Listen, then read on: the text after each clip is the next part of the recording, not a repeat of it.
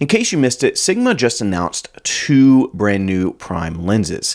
One is a crop sensor 12mm f1.4, and then the next is a full frame 200mm f2. Now, I've had the pleasure of using both of these lenses for the past couple weeks, and I want to thank Sigma for sending these out to test, but I do want to give you the disclaimer that I'm not being paid and I get to say whatever I want, and so you are going to get my full and honest opinion.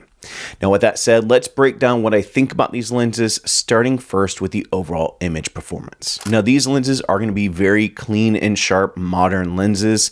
They are going to have very good chromatic aberration control. The 12mm is going to have an f1.4 aperture, so for crop sensor cameras or even a full frame camera using their crop mode, you're going to have some decent subject isolation and low light performance. And that is what these two lenses share, is low light performance, because the 200mm is going to be an f2. This is intended for people that are doing more portrait shoots or potentially doing indoor sport photography or videography.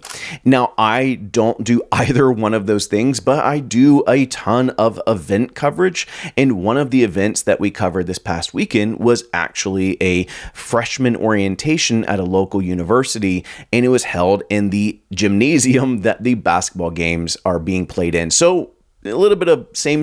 Now, that being said, 200 is going to have some focus breathing, and the minimum focusing distance on the 12mm is really nice, being a ultra wide lens, while the 200mm, it's probably not going to be the greatest because it's a 200mm telephoto lens, but that is something you would expect from such a lens, especially one that has the wide aperture of f2. This 200mm f2 is a beautiful lens.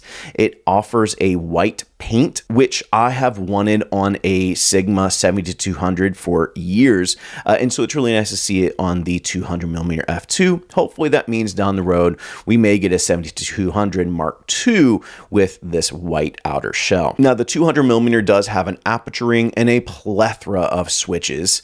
You'll have an autofocus and manual focus switch, you'll have a stabilization switch, you'll have a focus limiter switch, and you'll also have the ability to click or declick the aperture ring and lock it in place. And then lastly, there is a custom switch. Now, talking about custom things, the 12mm is in comparison pretty stripped down. You will have a focus ring, and that's focused by wire, or it is an electronic focus, but you will also have a custom ring, which I didn't get any paperwork on this lens. I would assume it is somewhat programmable, but I'll let you know in the comments below or in a pinned comment if that is the case. Now, the 12mm does have a 67mm filter thread, while the 200mm has a 105mm filter thread.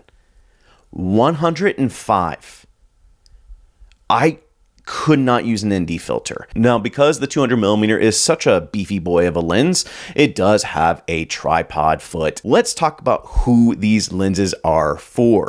Well, the 12mm, in my opinion, is for someone that either A, has a crop sensor camera that wants that ultra wide look for architecture or just wide angle photography, videography. The 12mm would be great for that. Or maybe you are rocking a full frame camera but want a smaller footprint while capturing wide angle photography or videography. Now, the 200mm, this is one that is very kind of niche in my opinion. And so if you are using a 200mm primarily focal range, and you do indoor sports or portrait photography with a 200mm, and you want that little extra bokeh, then definitely check out the 200mm f2. But keep in mind, it is a beefy boy. Go at it with your own caution and maybe some back support.